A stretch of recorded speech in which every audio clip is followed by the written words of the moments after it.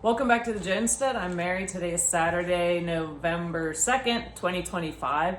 And as we all recall, last week the Feds lowered the interest rates. And I came across this article in Zero Hedge yesterday that I thought was really interesting and obviously very relevant. And it's titled No Way Out and submitted by QTR Fringe Finance. And I'm just going to read some from it because I don't want to miss anything. And I found it really interesting and I learned a lot. So here we go. It starts out, quote, back in the distant past of 2010, Ben Bernanke sat before Congress and lied his, I'm cleaning this up, hiney off, assured everyone that quantitative easing was temporary and would be reversed once the emergency passed. It was supposed to be a short-lived anomaly, a controlled detour from monetary orthodoxy. The balance sheet would shrink, markets would normalize, and the Fed would step quietly into the shadows. Here we are 14 years later. The detour has become the highway, keeping the old adage, there's nothing more permanent than a temporary government program. I think I just said that the other day. This week, the Fed Reserve effectively threw in the towel on quantitative tightening, announcing the steady runoff of its asset portfolio will halt, which is what occurred this past week. And he goes on to say, balance sheet reduction has ended, but not with a bang, but with a nervous clearing of the throat. The same central bank that insisted it could unwind trillions in emergency asset purchases now quietly concedes those assets are not going anywhere. Quote-unquote temporary has matured into a permanent fixture of the Federal Reserve System. And as I knew would happen years ago when I, being QTR, wrote an article called The Fed is Gutless, and by the time we realize it'll be too late. And this article he reshared that, as he said, he wrote 7 years ago. And I'm going to read a little bit from it just because I thought it was really educational. And it says, the largest debacle is the Fed's own balance sheet. The central bank bought trillions of dollars in mortgage-backed securities at ultra-low yields, driving mortgage rates to levels that helped inflate an enormous housing bubble. These securities now sit underwater. The Fed earns roughly 2% on them while paying close to 5% to fund them.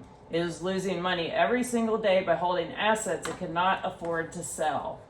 And it continues on, and it truly cannot sell them. The Feds own nearly a quarter of the entire agency mortgage-backed securities market. If it attempted to liquidate those holdings, mortgage markets would seize up almost immediately. Rates would spike, home prices would dive, and taxpayers would take the mother of all loss realizations.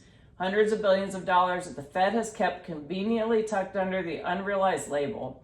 The Fed's balance sheet would implode on impact, and Congress, normally uninterested in the arcana of central bank accountings, would suddenly become very interested. That political risk alone guarantees inaction. No Fed chair wants their legacy to be, quote, the person who accidentally sparked a housing and banking crisis by admitting that the balance sheet was a financial sinkhole. Safer, apparently, to let the problem slowly bleed out and hope the public doesn't notice. And then there's one more I wanted to, the uncomfortable truth is that the Fed did not merely intervene in markets, it became the market. And once a central bank makes itself the indispensable buyer of last resort of an entire asset class, there is no clean exit. There's only the slow realization that the temporary measures were permanent commitments all along. And so we see where that is getting us, and there is they have far too much influence on what's occurring in the markets in general. And I don't see that changing in the near future. And the only way that would change is if we have a change in leadership in Washington that had the fortitude to do so. So anyway, I will link this and the other stories I'm going to talk about. I will link the articles in the comment section under the video once I publish this out. And the next story I wanted to talk about is another one from The Hedge. And this one's titled Breathtaking Fraud. BlackRock ripped off for $500 million in a curious case of Bankim Brombaut. And in this case, it says BlackRock's HPS Investment Partners has written off roughly $150 million after discovering allegedly falsified collateral behind loans to telecom entrepreneur Bankim Brombaut. And so here again, this comes on the heels of Tricolor Holdings and also First Brands, where there were huge losses. They were taking loans. Were using the same collateral for loans from different places. In this case, they literally, it was all falsified, and so BlackRock is writing off $500 million. And so this is just one case. We're starting to see more and more of those ripple through. As I talked about an article talking about the cracks and showing up in these lending systems, starting with the subprime market, but then it's going to, as Jamie Dimon said, once you see one cockroach, I'm sure there are going to be more around. So this is just one more crack, if you will, in the system. And this is where BlackRock took a hit. And, they're supposed to be the best of the best. And they apparently didn't do enough due diligence. And I'll link this article because this is really interesting. Definitely worth taking the time to read this. And then the final one I wanted to talk about is, we all know that our glorious government is still shut down. And we have, so the federal, non-essential federal employees are not getting paid, and the, the SNAP recipients are not getting their money, except for if there's an emergency allocation that's being made. I'm not sure what the status of that is at this point. But what we do know is a lot of Americans are barely living paycheck to paycheck. And this was put out, I thought this was really interesting. This came out yesterday also, but this is the Visual Capitalist, and it's household debt to income ratio. And it shows which states have the most households in debt versus the least debt. And you can look that up. I'll put the link below. But the states that carry the most debt, so what they're talking about, basically, if you see a 1.24 Michigan, that means $1.24 of debt per $1 of annual income per household. So they're in debt. Anyway, to put it in a nutshell. So the states that carry the most debt are Idaho. The top two are Idaho and Hawaii.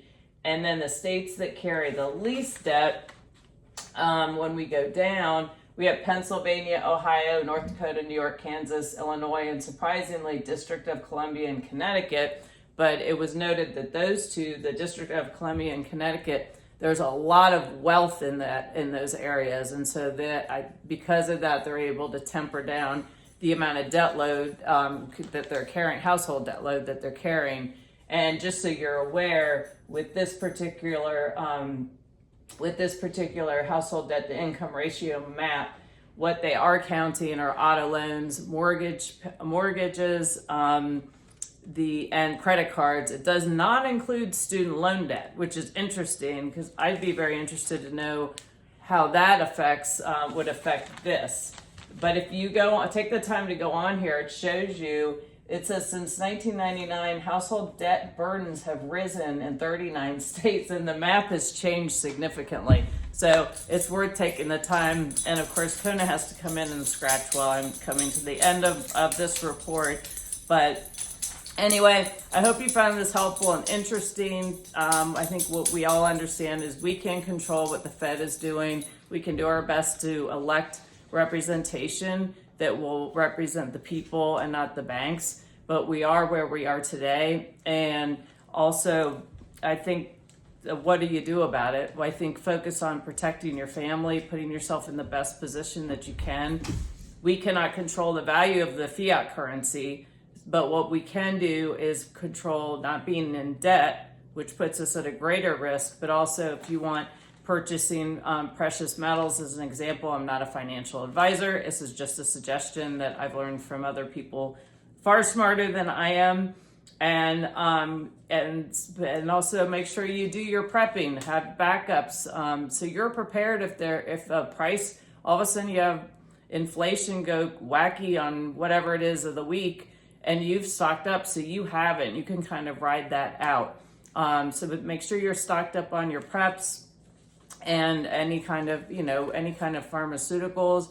You can still find deals out there. So if you see something on sale, pick it up. That way you have extra. And also, I think the other thing is to really try and keep yourself physically fit. And I always say, I'm not talking about being Arnold Schwarzenegger, but being in a position where if you need to defend yourself, you have the capability and the strength to do so. So anyway, I hope you found this helpful, and thank you for watching. Look forward to talking to you all again soon. Have a great day.